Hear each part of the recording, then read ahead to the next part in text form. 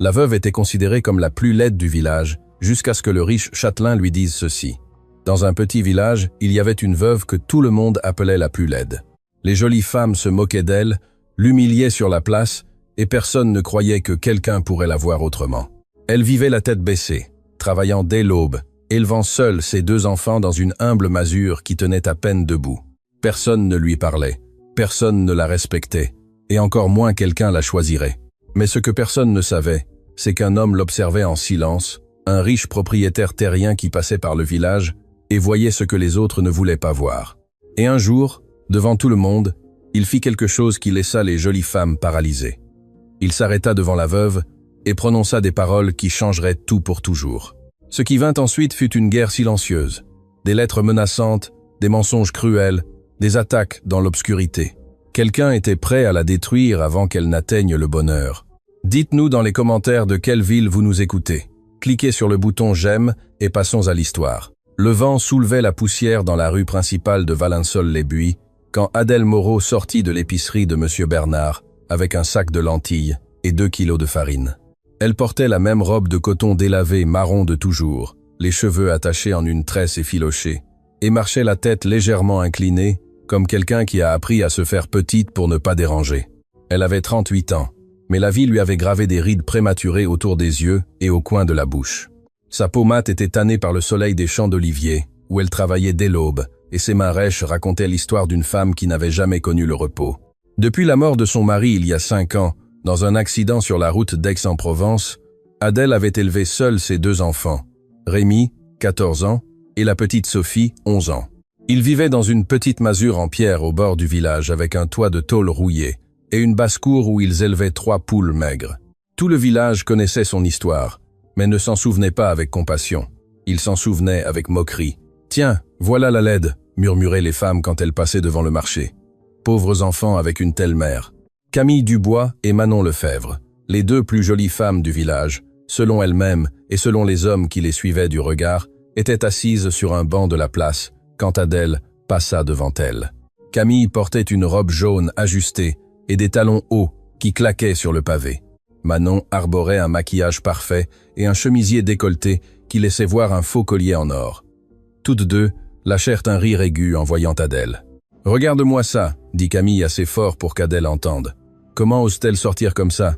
Si j'avais ce visage, je resterais enfermée. » Manon se couvrit la bouche avec une fausse modestie. « Oh, ma chère, ne sois pas cruelle. Bien que tu aies raison, même avec tout l'argent du monde, personne ne la regarderait. » Adèle serra son sac contre sa poitrine et continua de marcher. Elle ne répondit pas. Elle ne le faisait jamais. Elle avait appris que le silence faisait moins mal que les mots. Elle tourna à l'angle vers le chemin de terre qui menait à sa maison, et c'est alors qu'elle entendit le trot lent d'un cheval derrière elle. Elle se rangea sur le côté du chemin sans se retourner. Elle savait que les propriétaires passaient souvent par là, en direction des collines, et elle ne voulait pas déranger. Mais le cheval s'arrêta à côté d'elle. Elle leva les yeux surprise, et vit un homme grand d'environ 45 ans, avec un chapeau à large bord et une chemise de travail impeccablement propre. Il montait un cheval de bonne race. Elle le reconnut immédiatement. C'était Gaspard de Montaigne, le propriétaire du domaine des Mimosas, l'une des plus grandes propriétés de la région. On disait qu'il avait des terres d'Avignon jusqu'à Aix-en-Provence. Un homme riche, un homme important. Il la regarda avec des yeux tranquilles, sans hâte. « Bonjour, madame. » Adèle baissa les yeux. « Bonjour, monsieur. » Gaspard ne bougea pas. Le cheval souffla doucement. « Vous allez chez vous ? »« Oui, monsieur. Permettez-moi de vous accompagner. Le chemin est solitaire. » Adèle sentit un nœud dans la gorge. Personne ne l'accompagnait, personne ne la regardait, et encore moins un homme comme lui. Elle crut que c'était une blague cruelle, une autre humiliation déguisée en courtoisie. Mais quand elle leva les yeux, elle vit dans le regard de Gaspard quelque chose qu'elle ne savait nommer. Ce n'était pas de la pitié, ce n'était pas de la moquerie, c'était quelque chose de différent, quelque chose que personne ne lui avait montré depuis des années. « Ce n'est pas nécessaire, monsieur, c'est proche, j'insiste. » Et sans attendre de réponse, Gaspard descendit de cheval et commença à marcher à ses côtés, tenant les rênes d'une main. Adèle marcha en silence, le cœur battant, sentant les regards des voisines qui épiaient par les fenêtres. Elle savait que demain tout le village en parlerait, et elle savait que ce ne serait rien de bon. Quand ils arrivèrent devant sa maison, Adèle murmura un merci presque inaudible et entra rapidement, fermant la porte en bois derrière elle. Gaspard resta un moment dehors, regardant l'humble masure, la basse-cour, les poules picorant la terre sèche. Puis, il monta sur son cheval et s'éloigna au trot, en direction des collines. Mais ce qu'Adèle ne savait pas, ce que personne dans le village ne savait, c'était que Gaspard de Montaigne l'observait depuis 3 ans. 3 ans à voir comment elle aidait la vieille mère Thérèse à porter son bois. 3 ans à voir comment elle partageait son maigre déjeuner avec les enfants du chemin. 3 ans à voir comment elle supportait les moqueries avec dignité, sans répondre, sans s'effondrer. Et en ces 3 ans, Gaspard avait pris une décision qui était sur le point de tout changer. Le lendemain, alors que le soleil commençait à peine à réchauffer le pavé de la place, Gaspard de Montaigne arriva au village monté sur son meilleur cheval. Il n'était pas seul. Il était accompagné de 2 de ses ouvriers de confiance. Il s'arrêta devant l'épicerie de M. Bernard, juste là où les femmes du village se réunissaient chaque matin pour acheter et pour potin. Camille et Manon étaient là, bien sûr, avec leurs nouvelles robes et leur rire tapageur. Gaspard descendit de cheval et se dirigea directement vers le groupe. Toutes les conversations s'arrêtèrent. Le silence tomba sur la place comme une pierre. « Bonjour », dit Gaspard d'une voix ferme. « Je viens chercher Madame Adèle Moreau. Quelqu'un sait-il où je peux la trouver ?» Camille cligna des yeux confuses. Manon lâcha un rire nerveux. « Adèle, la veuve ? Oui, elle ? Eh bien, elle doit être chez elle. Monsieur de Montaigne. Pourquoi la cherchez-vous » Gaspard les regarda fixement sans sourire. « C'est entre elle et moi. » Et sans en dire plus, il monta sur son cheval et se dirigea vers la maison d'Adèle. Derrière lui, les femmes restèrent paralysées, murmurant entre elles, essayant de comprendre ce qui venait de se passer. Adèle balayait la cour quand elle entendit les sabots du cheval. Elle sortit le balai à la main, le cœur battant fort dans sa poitrine. Gaspard était devant sa porte, son chapeau à la main et une expression sérieuse. « Madame Adèle, dit-il d'une voix claire, j'ai besoin de vous parler. C'est important. » Elle déglutit. « Est-ce qu'il s'est passé quelque chose de grave, monsieur ?»« Non, rien de grave. » Gaspard la regarda droit dans les yeux. « Je viens vous demander la permission de vous rendre visite, de vous connaître, car il y a longtemps que je vous admire, et je crois qu'il est temps que vous le sachiez. » Le monde d'Adèle s'arrêta. Les mots n'avaient pas de sens. Personne ne l'admirait, personne ne la cherchait, et encore moins un homme comme lui. Elle ouvrit la bouche pour répondre, mais rien ne sortit. Elle ne put que le regarder incrédule, tandis qu'au fond de la rue, cachée derrière les coins, plusieurs femmes du village observaient la scène les yeux grands ouverts et la bouche bée. La nouvelle courut dans Valensole-les-Buis, comme le vent balaye les feuilles sèches en octobre. À l'heure du déjeuner, il n'y avait pas un seul coin du village qui ne parlait de la même chose. Gaspard de Montaigne, le propriétaire le plus riche de la région, l'homme qui pouvait choisir n'importe quelle femme d'Avignon ou d'Aix-en-Provence, avait demandé la permission de courtiser Adèle Moreau, la veuve laide que tous méprisaient. Camille Dubois était furieuse. Elle faisait les 100 pas dans son salon, ses talons frappant le sol en céramique, tandis que Manon Lefebvre l'observait depuis le canapé avec le visage décomposé. « Ça n'a pas de sens », répétait Camille pour la 5e fois en serrant les poings. « Qu'est-ce que cette femme a? Que peut-il voir en elle? Elle est laide, pauvre, sans éducation. Habillée comme une paysanne, elle ne se coiffe même pas. » Manon se mordit la lèvre, se sentant tout aussi offensée. « Ce doit être un jeu, un pari. Les hommes riches font ces choses pour s'amuser. Tu verras que dans quelques jours, il se lassera et la quittera. » Mais au fond, toutes deux savaient que quelque chose dans le regard de Gaspard quand il prononça le nom d'Adèle n'était pas un jeu, c'était de la détermination. Pendant ce temps, dans la masure au bord du village, Adèle ne pouvait s'empêcher de trembler. Elle s'assit sur l'unique chaise qu'ils avaient dans la cuisine, les mains sur les genoux, regardant le sol en terre battue sans rien voir. Rémi et Sophie l'observaient depuis la porte de la chambre, sans oser demander. « Maman !» dit finalement Rémi, s'approchant avec prudence. « Est-ce vrai ce qu'ils disent ? Que Monsieur de Montaigne est venu te chercher ?» Adèle leva les yeux. Ses yeux étaient humides. « Oui, mon fils. Et que veut-il » Elle ne sut pas quoi répondre. Comment expliquer à un enfant de 14 ans qu'un homme comme Gaspard de Montaigne avait dit qu'il l'admirait? Comment lui dire qu'elle-même ne comprenait pas, qu'elle s'attendait à se réveiller d'un rêve cruel à tout moment? « Je ne sais pas encore » murmura-t-elle finalement. « Mais quoi qu'il en soit, ne t'inquiète pas, rien ne va changer. » Mais elle se trompait. Tout était sur le point de changer. 2 jours plus tard, à la tombée de la nuit, Gaspard revint. Cette fois, il apportait avec lui un panier en osier rempli de fruits frais, de pain fraîchement cuit et un poulet rôti entier qui dégageait encore de la vapeur. Il frappa à la porte avec les phalanges, et quand Adèle ouvrit, il sourit avec une simplicité qui lui coupa le souffle. « Bonsoir, Madame Adèle. Je vous apporte ceci. J'ai pensé que les enfants aimeraient. » Adèle regarda le panier, puis lui, et sentit que les larmes menaçaient de couler. Cela faisait des années que personne ne leur avait rien offert. Cela faisait des années que personne n'avait pensé à ses enfants. « Monsieur de Montaigne, je ne peux pas accepter cela. Bien sûr que si. Et s'il vous plaît, appelez-moi Gaspard. » Il tendit le panier vers elle. « Ce n'est pas une aumône. C'est un cadeau entre amis. Amis. » Ce mot sonnait étrange sur les lèvres d'un homme comme lui, adressé à quelqu'un comme elle. Mais la façon dont il le dit, avec sincérité, sans condescendance, fit que quelque chose à l'intérieur d'Adèle commença à se relâcher. Elle prit le panier de ses mains tremblantes. « Merci, » murmura-t-elle. « Puis-je entrer ? J'aimerais rencontrer vos enfants. » Adèle hésita en regardant à l'intérieur de son humble maison. Le sol en terre battue, les murs écaillés, les vieux meubles, tout criait la pauvreté. Mais Gaspard avait déjà fait un pas en avant, et elle n'eut pas le courage de l'arrêter. Rémi et Sophie étaient dans la chambre, espionnant à travers le rideau râpé. Quand ils virent Gaspard entrer, ils restèrent immobiles. Il enleva son chapeau et se baissa un peu pour être à leur hauteur. « Bonjour, vous devez être Rémi et Sophie. Votre maman m'a beaucoup parlé de vous. » C'était un mensonge. Adèle avait à peine parlé avec lui, mais le mensonge était aimable, et les enfants se détendirent un peu. « Est-ce vrai que vous avez des chevaux, monsieur ?» demanda Rémi timidement. « Beaucoup, et des vaches, et des moutons. Un jour, si votre maman me donne la permission, je vous emmènerai visiter le domaine. Aimerais-tu » Les yeux de Rémi s'illuminèrent. Sophie sourit pour la première fois depuis longtemps.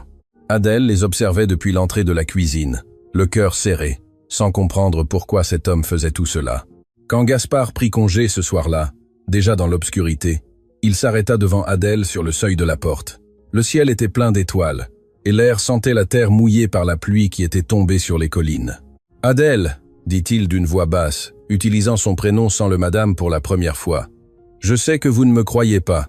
Je sais que vous pensez que c'est une erreur ou une blague, mais ce n'est pas le cas. » Elle le regarda, incapable de soutenir son regard très longtemps. « Pourquoi moi ?» demanda-t-elle d'une voix ténue. « Il y a tant de jolies femmes dans le village, des femmes jeunes, sans enfants. »« Sans cœur » interrompit Gaspard avec fermeté. « Des femmes sans caractère, des femmes qui ne voient qu'avec les yeux, mais pas avec l'âme. » Il fit un pas de plus près. « J'ai passé 3 ans à vous observer, Adèle. 3 ans à voir comment vous aidez les gens sans rien attendre en retour. Comment vous supportez les moqueries avec dignité. Comment vous élevez vos enfants avec amour, même si vous n'avez presque rien. C'est ça la beauté. C'est ça qui a de la valeur. Et c'est ce que je veux à mes côtés. » Adèle sentit ses jambes trembler. Personne ne lui avait parlé ainsi de toute sa vie. Personne ne l'avait vue ainsi. « Je ne suis pas jolie, » murmura-t-elle en baissant les yeux. Gaspard lui souleva doucement le menton, l'obligeant à le regarder. « C'est ce qu'on vous a fait croire, mais moi, je vois autre chose, et bientôt le reste du monde le verra aussi. » Il prit congé avec une inclinaison de la tête et monta sur son cheval. Adèle resta à la porte, le cœur battant si fort qu'elle pouvait l'entendre dans ses oreilles. Les visites de Gaspard devinrent constantes. Tous les 2 ou 3 jours, il apparaissait avec quelque chose. Un cadeau pour les enfants, du bois pour réparer le toit, des graines pour le potager, mais plus que les cadeaux, il apportait la conversation, le rire, une présence qui remplissait la maison vide d'Adèle avec quelque chose qu'elle avait oublié. L'espoir. Dans le village, la fureur grandissait. Camille et Manon ne se limitaient plus à murmurer. Maintenant, elles parlaient ouvertement avec du venin dans chaque mot. « C'est une sorcière », disait Camille au marché, assez fort pour que tout le monde entende. Elle lui a fait quelque chose, un travail de magie noire. Il n'y a pas d'autre explication. « Pauvre monsieur Gaspard », ajoutait Manon avec une fausse compassion. « Il est ensorcelé. Quelqu'un devrait le prévenir avant qu'il ne commette une folie. » Mais Gaspard n'était pas ensorcelé, il était amoureux, et il était fatigué de voir comment le village traitait la femme qu'il aimait. Un vendredi après-midi, alors que le marché était plein et que toutes les familles achetaient le nécessaire pour le week-end, Gaspard arriva à cheval sur la place centrale, descendit lentement, marcha jusqu'au centre, juste devant la fontaine en pierre, et éleva la voix pour que tout le monde entende. « Bonjour, voisin de Valençol. J'ai quelque chose d'important à dire. » Les conversations s'arrêtèrent. Les femmes cessèrent de marchander. Les hommes cessèrent de charger des sacs. Tous se tournèrent vers lui. Camille et Manon étaient proches, les yeux grands ouverts, retenant leur souffle. Gaspard regarda autour de lui, sûr de lui, avec l'autorité de celui qui sait ce qu'il vaut et ce qu'il veut. Puis il parla fort et clair. « Dans un mois, je vais me marier avec Madame Adèle Moreau, et je veux que vous soyez tous témoins que je prends cette décision le cœur plein et l'esprit clair. Elle sera mon épouse, la maîtresse du domaine des Mimosas, et j'espère qu'à partir d'aujourd'hui, vous lui accorderez le respect qu'elle a toujours mérité. » Le silence qui suivit fut absolu. Personne ne bougea, personne ne respira. Et puis, du fond de la place, quelqu'un commença à applaudir. Ce fut Monsieur Bernard, le vieil épicier qui avait toujours tout vu en silence. Puis Mère Thérèse, la vieille dame qu'Adèle aidait avec le bois, se joignit à lui. Et après, un par un, les ouvriers agricoles, les humbles paysans, ceux qui savaient ce qu'était la vraie valeur, commencèrent à applaudir aussi. Mais Camille et Manon n'applaudirent pas. Elles restèrent paralysées. Les visages pâles et les mains serrées, sentant le monde qu'elles connaissaient commencer à s'effondrer sous leurs pieds, Gaspard monta sur son cheval et se dirigea vers la maison d'Adèle, laissant derrière lui un village bouleversé et 2 femmes, qui, pour la première fois de leur vie, comprenaient ce qu'était l'humiliation. Quand Adèle entendit les pas de Gaspard s'approcher de sa porte cet après-midi-là, elle sortit dans la cour en s'essuyant les mains sur son tablier. Il descendit de cheval et marcha vers elle avec un sourire qui illuminait tout son visage. « C'est fait, dit-il simplement. J'ai dit au village que nous allions nous marier. » Adèle sentit le sol bouger sous ses pieds. « Quoi? Ce que vous avez entendu? Dans un mois, vous serez mon épouse, si vous acceptez, bien sûr. » Elle le regarda, cherchant un signe de doute, de repentir. Mais il n'y avait rien de tout cela. Il n'y avait que de la certitude, que de l'amour. Et alors, pour la première fois en 5 ans, Adèle Moreau commença à pleurer. Non de tristesse, non de douleur, mais de quelque chose qu'elle avait oublié qui existait.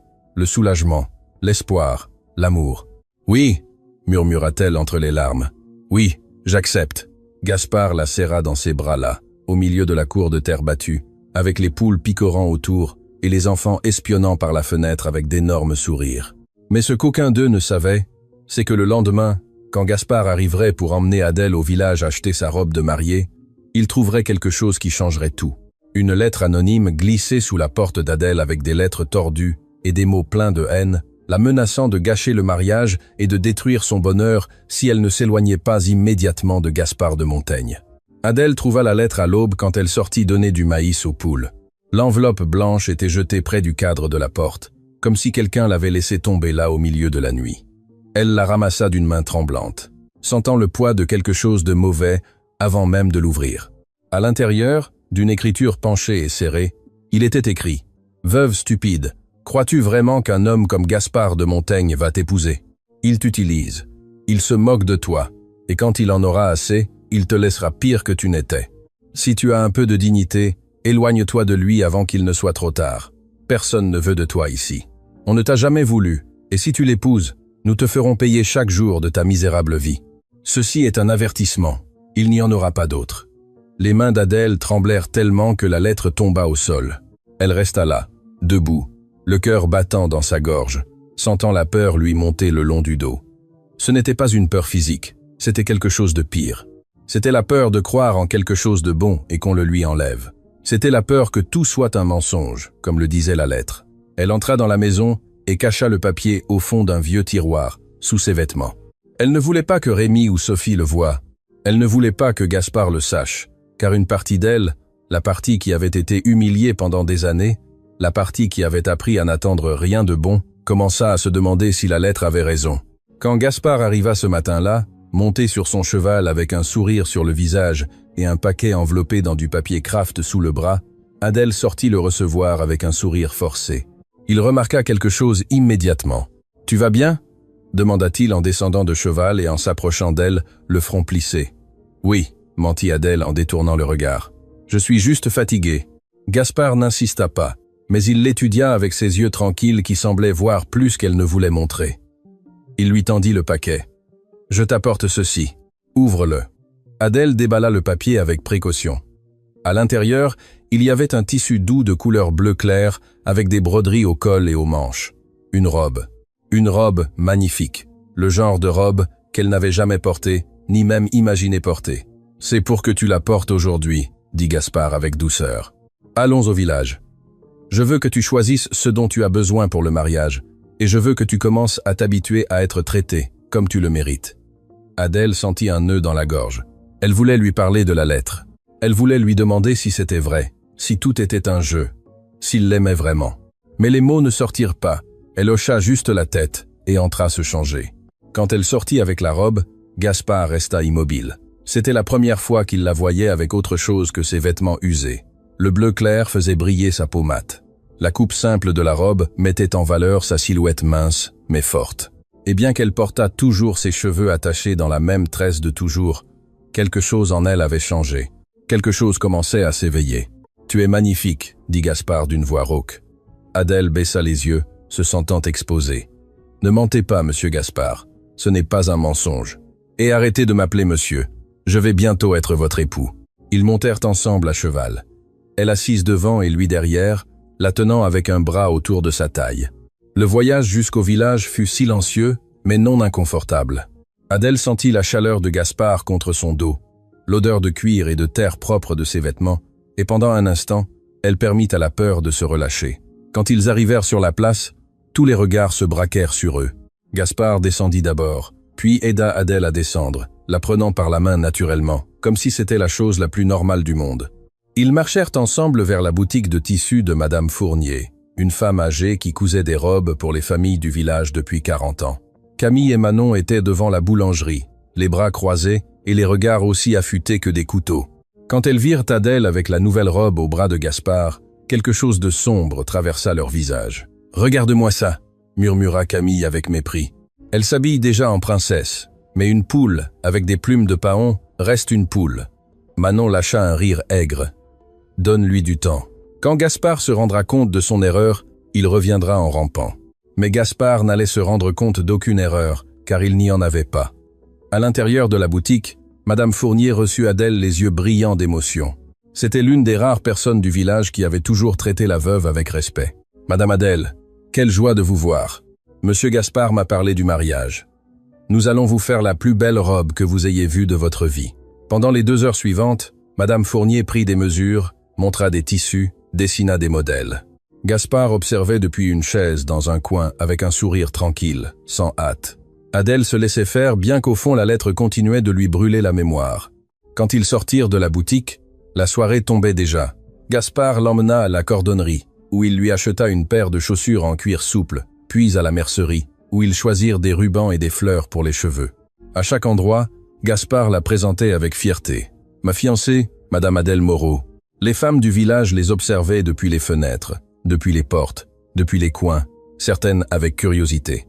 D'autres avec envie et certaines, comme Camille et Manon, avec une haine qui commençait à se transformer en quelque chose de dangereux.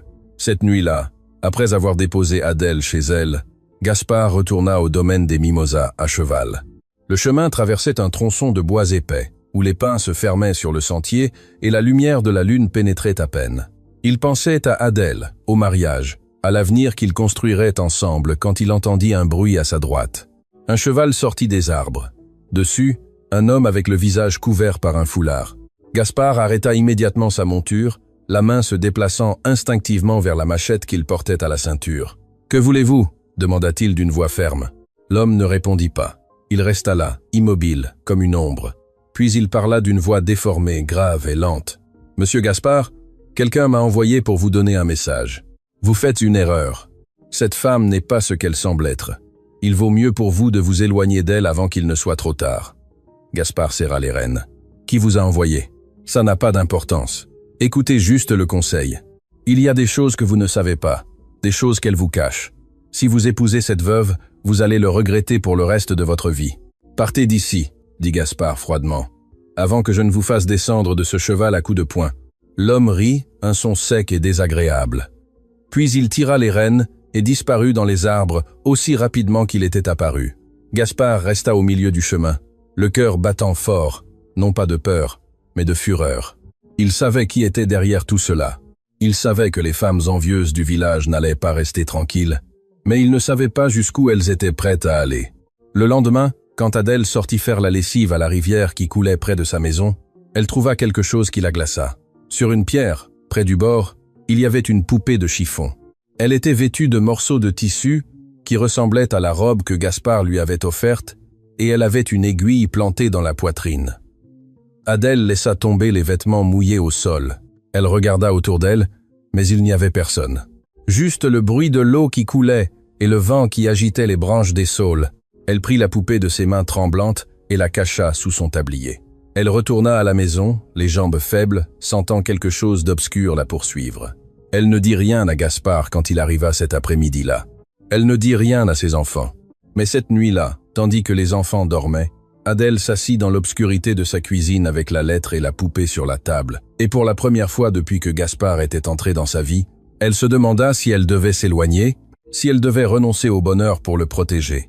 Car quelque chose lui disait que cela ne faisait que commencer et que celui qui était derrière tout cela n'allait pas s'arrêter avant de la détruire. Ce qu'Adèle ne savait pas, c'est que le lendemain, Gaspard recevrait une visite au domaine. Une visite qui lui raconterait un mensonge si bien construit, si crédible, que pendant un instant, même lui douterait de la femme qu'il aimait. Le soleil se levait à peine sur les collines lorsque 2 cavalières arrivèrent au domaine des Mimosas. Gaspard était dans l'écurie, vérifiant les fers de son cheval, quand l'un de ses ouvriers, Jacques, entra en courant. « Patron, il y a 2 femmes à l'entrée. Elles disent qu'elles ont besoin de vous parler, que c'est urgent. » Gaspard laissa l'outil et sortit dans la cour principale. Là se tenaient Camille Dubois et Manon Lefebvre, montés sur des chevaux de location, avec des robes propres et des visages composés dans une expression d'inquiétude qui semblait répétée. Elles descendirent de cheval quand elles le virent s'approcher. « Monsieur Gaspard, » dit Camille d'une voix douce, presque tremblante, « pardonnez-nous de venir sans prévenir, mais c'est que nous ne pouvions pas nous taire. Ce ne serait pas chrétien. » Gaspard les regarda avec méfiance. Il connaissait ces femmes. Il savait comment elles traitaient Adèle. Il savait que leur présence ici n'était pas un hasard. « Que voulez-vous » Manon fit un pas en avant, se tordant les mains comme si elle avait du mal à parler. « Monsieur Gaspard, vous êtes un homme bon, un homme respecté, et c'est pourquoi il nous est très difficile de vous dire cela, mais vous devez connaître la vérité sur Adèle Moreau avant qu'il ne soit trop tard. »« Parlez vite ou partez » dit Gaspard froidement. Camille déglutit comme si ce qu'elle allait dire lui faisait mal. « La veuve, elle n'est pas celle que vous croyez. Son mari, celui qui est mort il y a 5 ans, n'est pas mort dans un accident. » Gaspard sentit un poing se serrer dans sa poitrine. « Que dites-vous » ? Elle l'a empoisonné, lâcha Manon d'un coup, les yeux grands ouverts. Petit à petit, pendant des mois, personne ne l'a su, parce que le médecin du village était vieux et n'a pas bien fait l'examen. Mais ma tante travaillait en nettoyant leur maison, et elle a vu des choses. Elle a vu Adèle lui donner des thés étranges, comme l'homme devenait de plus en plus malade, comme elle agissait comme si de rien n'était. Gaspard les regarda fixement, cherchant un signe de mensonge sur leur visage. Mais elles étaient bien préparées. Elle parlait avec conviction. « Ma chère a raison », ajouta Camille avec de fausses larmes brillant dans ses yeux. « Et il y a plus. Après sa mort, Adèle a tout gardé, la maison, l'argent de l'assurance, les terres que l'homme avait à Avignon. Mais quand les frères du défunt sont venus réclamer ce qui leur revenait, elle les a chassés à coups de balai. Il y a des témoins. Personne n'en parle parce qu'ils ont peur d'elle, » murmura Manon en s'approchant d'un pas. « Ils disent qu'elle s'y connaît en sorcellerie, que c'est pour cela que vous êtes si aveuglé. Monsieur Gaspard, je vous jure par la Vierge que nous ne venons pas ici avec de mauvaises intentions. Nous voulons seulement vous protéger avant que vous ne commettiez une erreur dont vous ne puissiez vous sortir. » Gaspard sentit quelque chose de froid lui parcourir le dos, non pas parce qu'il les croyait, mais parce que le mensonge était si bien construit, avec tant de détails, que pendant un instant très bref, une ombre de doute traversa son esprit. « Sortez de ma propriété », dit-il d'une voix basse et dangereuse. « Maintenant, mais monsieur Gaspard, maintenant. » Les 2 femmes reculèrent effrayées par le ton de sa voix. Elles montèrent rapidement sur leurs chevaux et s'éloignèrent au trot. Mais avant de disparaître par le chemin, Camille cria une dernière chose. « Demandez-lui pour son mari, et vous verrez que nous avons raison. » Gaspard resta au milieu de la cour, les poings serrés et la mâchoire tendue. Jacques s'approcha avec prudence. « Patron, ces vieilles sont du pur poison. Ne les écoutez pas. »« Je sais, » dit Gaspard. Mais dans sa voix, il y avait quelque chose qui n'y était pas avant. Une petite fissure, un doute minuscule qu'il haïssait lui-même de ressentir. Cet après-midi-là, quand il alla rendre visite à Adèle, elle remarqua immédiatement que quelque chose n'allait pas. Gaspard était plus silencieux que d'habitude. Il la regardait d'une manière différente, comme s'il l'étudiait. Ils étaient assis dehors de la maison sur 2 vieilles chaises en bois, regardant Rémi et Sophie jouer avec un ballon dégonflé dans la cour. Le ciel se teintait d'orange et l'air sentait la fumée de bois des maisons voisines. « Adèle », dit finalement Gaspard, sans la regarder, Je veux que tu me parles de ton mari. » Elle se raidit. « Pourquoi ? » « Parce que je vais t'épouser, et je veux te connaître ton passé. » Adèle sentit un nœud dans la gorge. Elle savait que ce jour viendrait, mais elle ne s'attendait pas à ce que ce soit maintenant. Pas avec ce ton dans sa voix. Il s'appelait Raoul, commença-t-elle d'une voix basse. Il travaillait dans le bâtiment. C'était un homme bon, travailleur. Mais il y a 6 ans, il a commencé à tomber malade. Au début, nous pensions que c'était une grippe, puis quelque chose de pire. Les médecins ne savaient pas ce que c'était.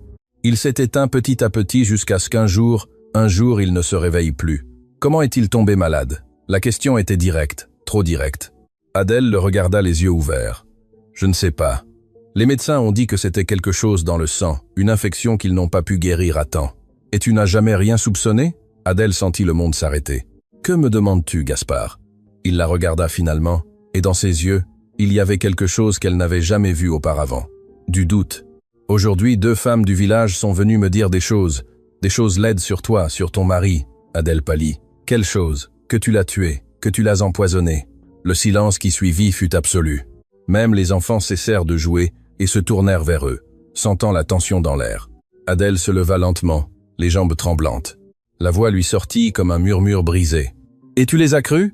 Gaspard se passa une main sur le visage. « Non, je ne les ai pas crus, mais tu as un doute. » Les larmes commencèrent à couler sur les joues d'Adèle. « Tu as un doute sur moi. Adèle, je veux juste. Pars. »« Quoi?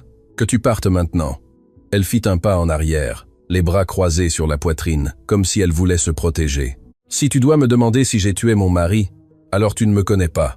Et si tu ne me connais pas, tu ne devrais pas m'épouser. Adèle, attends. Pars. » Gaspard resta là, la main tendue vers elle, voyant la femme qu'il aimait s'effondrer devant lui. Rémi et Sophie coururent vers leur mère, l'étreignant, regardant Gaspard avec peur et confusion. « Adèle, je... » Mais elle était entrée dans la maison, fermant la porte derrière elle. Gaspard entendit le bruit du verrou, et ensuite, étouffé par les murs de pierre, le son de ses pleurs, il resta là, debout, dans la cour vide, le soleil se couchant derrière lui, sentant qu'il avait commis la plus grande erreur de sa vie, non pas en lui demandant, mais en doutant, en laissant le poison de ces femmes entrer dans son cœur, ne serait-ce que pour une seconde. Il monta sur son cheval et retourna au domaine en silence. L'esprit tourmenté par tout, les paroles de Camille et Manon, la réaction d'Adèle, le doute qu'il ressentait lui-même. Mais quand il arriva au Mimosa, Jacques l'attendait, le visage pâle. « Patron, vous devez voir ça. » Il l'emmena à l'écurie. Sur la porte, clouée avec un couteau, il y avait un morceau de tissu. C'était de la robe bleue que Gaspard avait offerte à Adèle. Et à côté, écrit au charbon sur le bois, il y avait un message. « Si vous épousez la veuve, tout brûlera. Votre domaine, votre bétail, votre nom. Ceci est le dernier avertissement. » Gaspard arracha le tissu et le couteau avec fureur, sentant la rage le consumer de l'intérieur. Il n'y avait plus de doute, plus de confusion, seulement une certitude. Quelqu'un essayait de détruire ce que lui et Adèle construisaient, et il n'allait pas le permettre. Jacques selle les chevaux. Allons au village. Patron. Il fait déjà nuit. Maintenant. Gaspard savait qui il allait chercher. Il savait qui était derrière tout cela, et quand il les trouverait, ils allaient payer. Mais ce que Gaspard ne savait pas, c'est que pendant qu'il chevauchait vers Valençol-les-Buis, avec 3 de ses hommes les plus loyaux, dans la maison d'Adèle, il se passait quelque chose qui changerait tout. Quelqu'un était entré par la fenêtre arrière. Quelqu'un fouillait dans ses affaires et quand Adèle sortit de la chambre en entendant un bruit, elle se retrouva face à face avec une silhouette encapuchonnée qui tenait à la main quelque chose qui lui coupa le souffle. Le titre de propriété de sa maison, le seul document prouvant que cette terre était la sienne, et à côté, une boîte d'allumettes allumée. Adèle sentit son cœur s'arrêter. La silhouette encapuchonnée était plus petite qu'un homme. Par la façon de se déplacer, par les mains minces qui tenaient la boîte d'allumettes, elle sut immédiatement que c'était une femme. « Ne crie pas !» dit la voix sous la capuche. C'était Manon. Adèle reconnut le ton, l'accent. « Si tu cries, je brûle tout. Le titre, la maison. Toi si nécessaire. Que veux-tu » murmura Adèle, sentant Rémi et Sophie bouger dans la chambre, se réveillant à cause du bruit. « Je veux que tu disparaisses, que tu quittes le village, que tu renonces à Gaspard de Montaigne, que tu cesses de prétendre être ce que tu n'es pas. » Manon sortit une allumette et l'alluma. La flamme illumina son visage, montrant des yeux brillants de haine et d'envie. « Tu ne mérites rien de tout cela. Rien. Tu es laide, pauvre, insignifiante, et pourtant tu t'es emparé du seul homme qui en valait la peine dans toute cette région. Comment oses-tu? Je ne me suis emparé de personne, dit Adèle d'une voix tremblante, mais ferme. Il m'a choisi, et c'est ce que vous ne pouvez pas supporter. Tais-toi. Manon approcha l'allumette du papier du titre de propriété. Demain matin, à la première heure, tu diras à Gaspard que tout était une erreur, que tu ne l'aimes pas, que tu ne voulais que son argent. Et ensuite, tu partiras de Valençol, loin, où personne ne te connaît. Et si je ne le fais pas? Manon sourit cruellement. Alors je brûle ce papier et sans lui, tu n'as rien, ni maison ni terre. La famille de ton défunt mari va tout réclamer. Et toi et tes enfants, allez vous retrouver à la rue Amandier. À ce moment, la porte de la chambre s'ouvrit et Rémi sortit avec un bâton de bois à la main. Il avait 14 ans, mais la façon dont il tenait ce bâton, les épaules carrées et la mâchoire serrée, était celle d'un homme défendant sa famille. « Lâchez ça et sortez de notre maison », dit-il d'une voix rauque. Manon se tourna vers lui surprise. L'allumette se consumait entre ses doigts. « Petit, morveux stupide, ce ne sont pas tes affaires. C'est ma mère, c'est ma maison, et vous n'avez pas le droit d'être ici. » Pendant une seconde, Manon hésita, mais alors ils entendirent quelque chose dehors. Des sabots de chevaux, beaucoup, et des voix d'hommes. Adèle. C'était la voix de Gaspard, puissante et désespérée. « Adèle, je suis là !» Manon pâlit. L'allumette s'éteignit, lui brûlant les doigts. Elle laissa échapper un cri et laissa tomber le titre de propriété au sol. Elle essaya de courir vers la fenêtre arrière, mais Rémi lui bloqua le passage avec le bâton. Adèle se précipita vers le papier et l'attrapa juste avant que Manon ne le piétine. La porte principale s'ouvrit d'un coup. Gaspard entra comme une tempête, suivi de Jacques et de 2 autres hommes. Il vit Manon contre le mur, Adèle au sol avec le titre dans les mains, Rémi avec le bâton levé. Il comprit tout en une seconde. Que diable se passe-t-il ici? Manon tenta de se reprendre en enlevant sa capuche et en feignant l'innocence. « Monsieur Gaspard, Dieu merci, vous êtes arrivé. Cette femme, elle m'a attaqué. Je suis juste venu. »« Mensonge !» cria Rémi. « Elle est entrée par la fenêtre. Elle a essayé de voler le papier de la maison et a menacé ma mère de le brûler. » Gaspard se tourna vers Manon avec un regard qui la fit reculer jusqu'au mur. « Est-ce vrai? Je voulais juste. » Réponds. Manon déglutit, sentant la peur lui serrer la gorge. Quelqu'un devait le faire. Quelqu'un devait vous ouvrir les yeux. « Monsieur Gaspard, cette femme n'est pas bonne pour vous. Elle n'est pas. Où est Camille ?» La question tomba comme un marteau. Manon ferma la bouche. « Je vous demande où est votre amie parce que je sais que vous êtes toutes les deux derrière tout ça. Des lettres, des menaces, de l'homme qui m'a intercepté sur le chemin, de tout. » Manon commença à trembler. « Nous voulions juste vous protéger. »« Me protéger ?» Gaspard s'approcha d'un pas. Sa voix était basse, dangereuse. « En entrant chez ma fiancée comme des voleurs, en menaçant de la brûler, en mentant sur elle pour me séparer de vous. Ce n'est pas juste. » éclata Manon avec des larmes de rage coulant sur ses joues. « Nous sommes jolis, nous sommes jeunes. Nous méritions d'être choisis. » Pas elle, elle n'est rien. Le silence qui suivit fut absolu. Gaspard regarda Manon avec quelque chose qui n'était pas de la fureur. C'était de la pitié. « C'est exactement le problème, » dit-il d'une voix fatiguée. « Vous croyez que la beauté extérieure est la seule chose qui compte? Que d'être jolie vous donne droit à tout. Mais vous n'avez jamais compris que sans caractère, sans bonté, sans humilité, cette beauté ne vaut rien. Et c'est pourquoi, même si vous êtes les plus jolies femmes de tout Valençol, aucun homme de valeur ne vous choisira jamais. » Manon ouvrit la bouche, mais aucun son n'en sortit. Les paroles de Gaspard l'avaient traversée comme des couteaux. « Jacques, emmène-la dehors. Demain matin, elle et Camille comparaîtront devant le maire pour effraction, menace et diffamation. Et si elle s'approche d'Adèle ou de ses enfants à nouveau, elles connaîtront la prison d'Aix-en-Provence. » Jacques prit Manon par le bras et la sortit de la maison. Elle n'opposa aucune résistance, elle était brisée. Quand ils furent seuls, Gaspard s'agenouilla devant Adèle, qui était toujours au sol avec le titre de propriété serré contre sa poitrine. Les enfants étaient blottis contre elle, encore effrayés. « Pardonne-moi, » dit Gaspard d'une voix brisée. « Pardonne-moi d'avoir douté de toi, d'avoir laissé leur poison entrer dans ma tête, de t'avoir blessé alors que la seule chose que j'ai voulu depuis le début est de prendre soin de toi. » Adèle le regarda, les yeux pleins de larmes. « Gaspard, non, laisse-moi finir. » Il prit ses mains entre les siennes. « Je te connais. Je sais qui tu es. Je sais ce que tu vaux et jamais, jamais je n'aurais dû te poser ces questions. Ce qui s'est passé avec ton mari, ce qui s'est passé dans ta vie avant que nous nous rencontrions, n'a pas d'importance. La seule chose qui compte est ce que nous sommes maintenant, ensemble, Adèle commença à pleurer, non de tristesse, mais de soulagement, de libération, d'amour. « J'avais peur, murmura-t-elle. Peur que tout soit un mensonge, que tu partes, que tu me laisses. Jamais, tu m'entends, jamais. » Gaspard la serra dans ses bras là, sur le sol de terre de son humble maison, entouré de ses enfants, qui commencèrent aussi à pleurer, non de peur, mais de bonheur. Dehors, les hommes de Gaspard trouvèrent Camille cachée parmi les arbres, attendant Manon. Ils l'arrêtèrent aussi.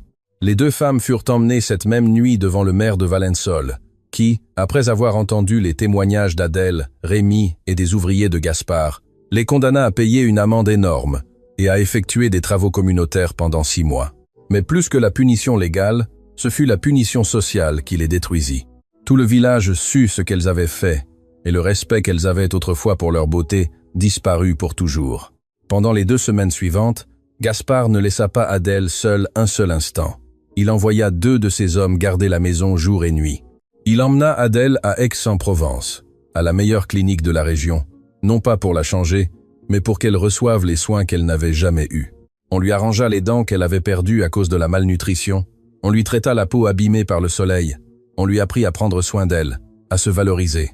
Mais plus important encore, Gaspard lui apprit à croire en elle-même. Il lui montra jour après jour, par des mots et des actes, qu'elle était précieuse, qu'elle était belle, qu'elle était aimée. Et quelque chose d'extraordinaire commença à se produire.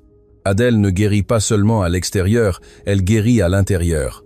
Sa posture changea, son regard devint plus ferme, son sourire revint, sincère et brillant.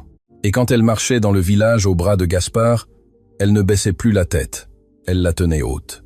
Le jour du mariage arriva avec un ciel dégagé et un soleil radieux. La cérémonie fut célébrée à l'église du village devant tous les voisins. Adèle entra vêtue de la robe que Madame Fournier avait cousue avec tant d'amour. Une robe blanche, simple mais élégante, avec des broderies délicates au col et aux manches. Elle portait les cheveux lâchés pour la première fois depuis des années, tombant en vagues douces sur ses épaules. Et sur son visage, maintenant soigné et reposé, brillait quelque chose que tous purent voir. La beauté. Une beauté qui avait toujours été là, attendant d'être reconnue. Les murmures coururent dans l'église. « C'est Adèle ? Je n'arrive pas à y croire. Elle est magnifique. » Camille et Manon étaient sur le dernier banc, obligées d'assister dans le cadre de leur punition communautaire. Quand elles virent Adèle marcher dans l'allée, transformée, radieuse, choisie, leurs visages se décomposèrent. Tout leur orgueil, toute leur arrogance s'effondrèrent à cet instant. Gaspard attendait devant l'autel, les yeux brillants. Quand Adèle arriva à ses côtés, il lui murmura à l'oreille. « Je savais que le monde finirait par te voir comme je t'ai toujours vu. » La cérémonie fut courte mais émouvante. Quand le prêtre les déclara mari et femme, l'église éclata en applaudissements. Rémi et Sophie pleuraient de bonheur. Les paysans, les ouvriers, les gens humbles, qui avaient toujours vu Adèle avec respect, célébraient comme si la victoire était la leur, car d'une certaine manière, elle l'était. C'était la victoire du caractère sur l'apparence, de l'humilité sur l'orgueil, de l'amour véritable sur les fausses attentes. Après la cérémonie, Gaspard emmena Adèle au domaine des Mimosas. Quand ils entrèrent par les portes principales, tous les ouvriers étaient alignés des 2 côtés du chemin, applaudissant et criant des félicitations. Adèle ne pouvait s'empêcher de sourire, ne pouvait s'empêcher de pleurer, ne pouvait croire que c'était sa vie maintenant. Cette nuit-là, pendant la fête dans la cour du domaine, avec de la musique de fanfare et de la nourriture abondante pour tous, Gaspard prit la main d'Adèle et l'emmena au centre de la piste. Ils commencèrent à danser sous les étoiles, entourés d'amis, de familles, de gens qui les aimaient vraiment. Et tandis qu'ils dansaient, Adèle regarda son mari et lui murmura « Merci de m'avoir vu quand personne d'autre ne le faisait. » Gaspard la serra plus fort. « Tu n'as pas à me remercier. J'ai juste reconnu ce qui a toujours été là. » La fête continua jusqu'à l'aube. Mais quand le soleil commença à se lever sur les collines, peignant le ciel de rose et d'orange, quelque chose se passa que personne n'attendait. Un cavalier arriva au galop par le chemin principal, couvert de poussière, le cheval écumant. C'était l'un des ouvriers que Gaspard avait laissé garder l'ancienne maison d'Adèle à Valensole. Il descendit de cheval à la hâte et courut vers Gaspard, le visage pâle. « Patron, vous devez venir. Maintenant. Nous avons trouvé quelque chose. » Que s'est-il passé? L'homme déglutit en regardant Adèle, avec un mélange de surprise et de peur. Nous renforcions les fondations de la maison, comme vous l'avez ordonné, et nous avons creusé un peu plus profondément, et nous avons trouvé quelque chose d'enterré, quelque chose qui change tout. Il y a un coffre rempli de louis d'or et de documents. Des documents au nom du père de Madame Adèle. Des titres de terre. Beaucoup de terre. Patron, Madame Adèle n'est pas seulement une pauvre veuve. Elle est l'héritière d'une fortune que personne ne savait exister. Le voyage de retour à Valençol-les-Buis fut rapide et tendu. Gaspard, Adèle, Jacques et 3 autres ouvriers chevauchèrent sous le soleil levant, soulevant de la poussière sur le chemin. Adèle était en silence, les mains serrées sur les rênes, sans comprendre ce qui pouvait être enterré sous sa maison. Son père était mort quand elle avait 12 ans. C'était un homme silencieux, travailleur, qui gagnait sa vie comme muletier, transportant des marchandises entre les villages de la région. Il n'a jamais mentionné de terre, n'a jamais parlé d'or. Quand ils arrivèrent à la masure en pierre, il y avait déjà 4 hommes qui creusaient autour des fondations. Le trou était profond, de près de 2 mètres, et là, entre la terre humide et les pierres, se trouvait le coffre. Il était en bois sombre, renforcé de fer, couvert de rouille et de terre compactée. Ils le hissèrent avec des cordes et le déposèrent sur une bâche dans la cour. Gaspard regarda Adèle. « Voulez-vous l'ouvrir » Elle hocha la tête, le cœur battant si fort qu'elle pouvait l'entendre dans ses oreilles. Elle s'agenouilla devant le coffre.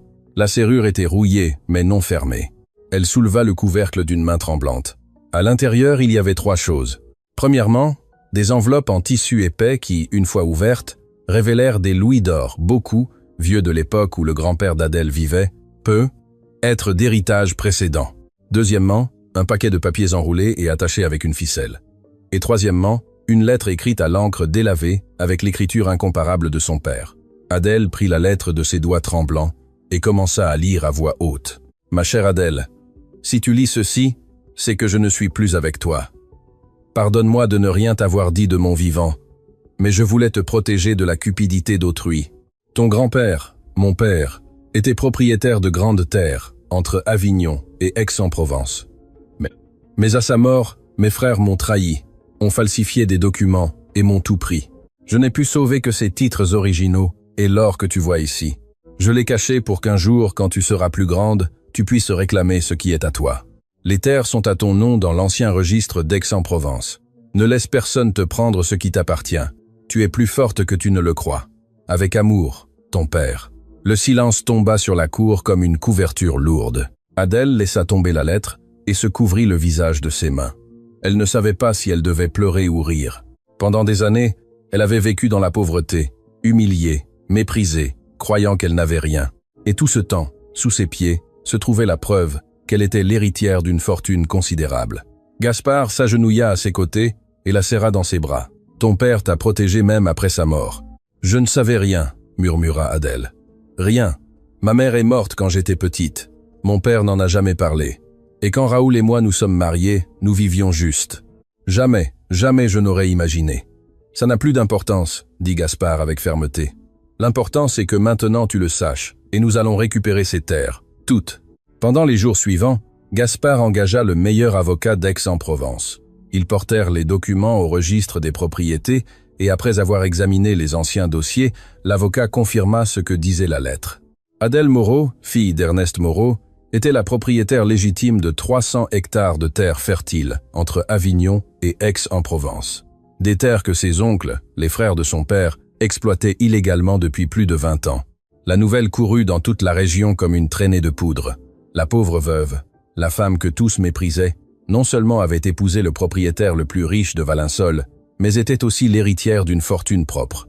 Les mêmes qui l'avaient humiliée la regardaient maintenant avec un mélange de honte, d'envie et d'étonnement. Camille et Manon, qui accomplissaient leurs travaux communautaires en balayant les rues du village sous le soleil ardent, l'apprirent en se reposant sous un arbre. Quand une des voisines leur raconta, avec une malice à peine dissimulée, qu'Adèle était maintenant propriétaire de plus de terres que toute autre famille de la région, toutes deux restèrent en silence. Il n'y eut pas de larmes, pas de rage, seulement un vide profond, la certitude écrasante qu'elles avaient détruit leur propre vie par envie. « Ce n'était jamais par pitié », murmura Manon en regardant le sol. Gaspard l'aimait vraiment, et il s'avère qu'elle a toujours été plus que nous, dans tous les sens. Camille ne répondit pas, elle continua juste à balayer les yeux secs et l'orgueil en miettes. 2 mois plus tard, lorsque l'avocat gagna le procès et que les terres furent officiellement restituées à Adèle, Gaspard organisa une réunion au domaine des Mimosas. Il invita tous les paysans qui travaillaient les terres d'Adèle, les voisins de Valençol, les autorités locales. Il voulait que tous sachent la vérité, que tous voient qui était vraiment son épouse. Adèle entra dans le salon principal du domaine, vêtue d'un tailleur simple mais élégant, de couleur vert olive, les cheveux attachés en un chignon bas. Elle ne ressemblait plus à la femme courbée et effrayée d'il y a des mois. Elle marchait le dos droit, le regard ferme, le sourire tranquille de celle qui a trouvé sa place dans le monde.